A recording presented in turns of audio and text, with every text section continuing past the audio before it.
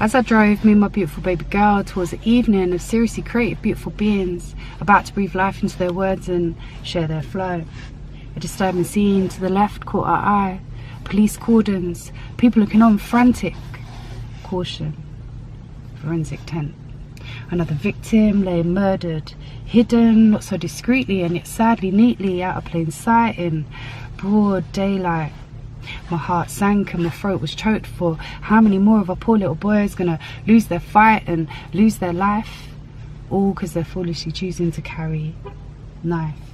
I found my mind reeling with a truly sickening feeling as I recalled that day way back when my oldest son could have lost his life before living barely began.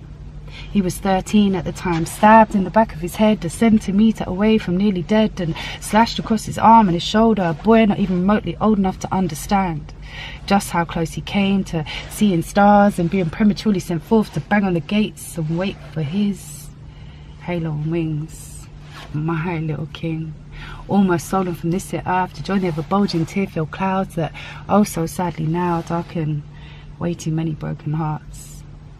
But he was lucky and so was I, because he got stitched up and got to grow up, well, almost, maybe, nearly, somewhat. But sadly there's still too many foolish men who seemingly believing that this and that is all that's going for them.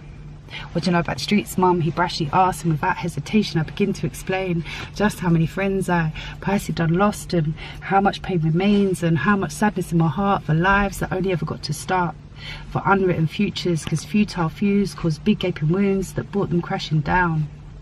Breath and heartbeats. Never again. No sound. Live by the sword, die by the sword, son, I tell him. Truth be heard is absurd, and trust is not scorn, but be warned. We need to show our boys love and encourage and empower them to embrace this their life and reinstill self-worth and self-love and love of life, because way too many families left with big gaping holes, and way too many of our young ones stolen away, now laying cold with stories started, yet now departed, and chapters only merely scratching the surface of life, with also many more to go. But now, agonizing if there be, no more words. So you see, I wish with all my aching heart these youths our future would just believe and truly see the beauty beneath unwanted scars, screwed up faces, angst and hatred, postcode wars unjustly caused by a system that's wrongly branded them within a box that no one need be in. Please, oh please, I beg of thee, take a step back and really see. Look deep within your heart and have faith in your abilities. Now ask yourself this one dark question: what am I willing to die for? Now flip the script and see a blessing, and ask yourself another question: what is it that I want to live for? Do you feel the difference? It's time to stop allowing the mind to burn, twisted and torn, battered and worn, distrust, feeling lost, abused and abandoned, twisted thoughts of anger, furiously fueled from systematic rejection, hurt. I overstand your frustrations. Turbulent turmoil, sadly, madly causing bound of head from the heavy, detrimental suggestion of acceptance. Well, fuck that shit and screw the system. Let's come together, embrace and empower our young kings. Tell them straight, firm but soft, filled with compassion, faith and love. Stand up, rise up above it all. Fear nothing other than your own downfall. Open up, be free. Release the tension seemingly gripping too tightly, stricken delicate souls from expansion.